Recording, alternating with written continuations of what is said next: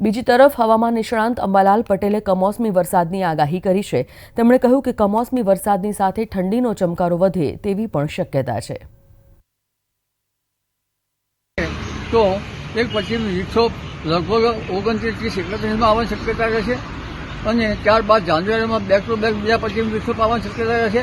પરંતુ ખાસ કરીને અરબ સાગરનો ભેજ અને બંગાળ ઉપસાગરની હલચલ છે તે પ્રથમ તો બંગાળ ઉપસાગરનો ભેજ છેક પૂર્વીય રાજસ્થાનના ભાગોમાં આવવાની શક્યતા રહેશે અને પૂર્વીય રાજસ્થાનના સરહદના ભાગો છે ગુજરાતના એમાં તેની અસર થવાની શક્યતા રહેશે।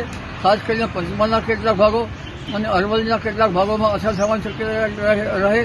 ક્યારેક ઉત્તર ગુજરાતના કેટલાક ભાગોમાં પણ કંઈક અસર થઈ શકે અને આ ઉપરાંત કચ્છના કેટલાક ભાગો પણ અસર થઈ શકે। પરંતુ બેક ટુ બેક ફેબ્રુઆરી સુધીમાં પશ્ચિમ વિક્ષોભ આવશે અને ફેબ્રુઆરી સુધીમાં લગભગ માવઠા થવાની શક્યતા ગણી શકાય। બિલકુલ, ગુજરાતમાં કયા કયા વિસ્તારો છે કે જ્યાં વરસાદ પડશે?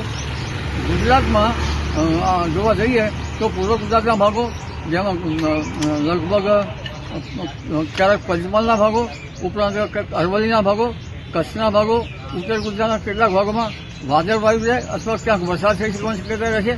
પરંતુ અરબ સાગરના ભેજના કારણે છેક મુંબઈ મહારાષ્ટ્રમાં વરસાદ થવાની શક્યતા રહેશે।